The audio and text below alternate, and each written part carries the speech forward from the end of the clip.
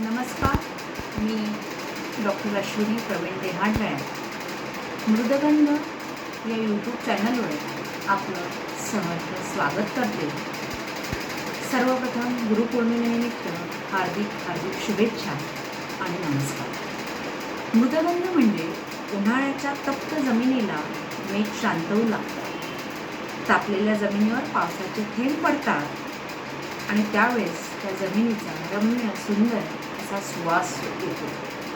तो म्हणजे मृदगंध. या सुगंधाची बरोबरी जगातल्या कुठल्याही सुगंधाला येऊ शकत नाही. या सुगंधाने मन भरून जाते. ही आपल्या मराठी भाषेची अमिट व अवीट गोडी प्रत्येकापर्यंत पोहोचावी हा आमचा छोटासा प्रयत्न. आज मी आपल्यासमोर सादर करीत आहे माझी आवडती कविता कणा. कवी आहेत कुसुमाग्रज.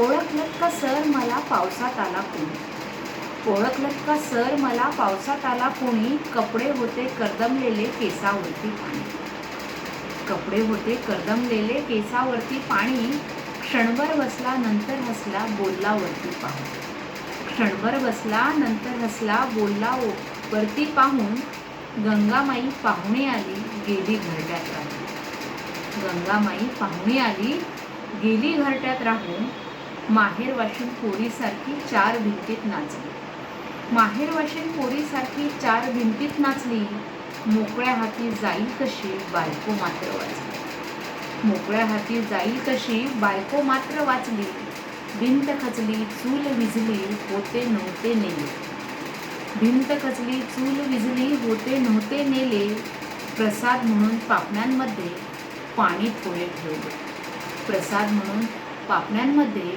पाणी थोडे ठेवले, कारभारणीला घेऊन संगे सर आता लढतो आहे, कारभारणीला घेऊन संगे सर आता लढतो आहे, पडकी भिंत बांधतो आहे चिखलगाळ काढतो आहे, पडकी भिंत बांधतो आहे चिखलगाळ काढतो आहे, खिशाकडे हात जाताच हसत हसत उठला, खिशाकडे हात जाताच हसत हसत उठला, पैसे नको सर जरा एकटेपणा वाटला, पैसे नको सर जरा एकटेपणा वाटला, मोडून पडला संसार तरी मोडला नाही कणा, मोडून पडला संसार तरी मोडला नाही कणा, पाठीवरती हात ठेवून नुसते लढ म्हणा, पाठीवरती हात ठेवून नुसते लढ म्हणा, नुसते लढ म्हणा.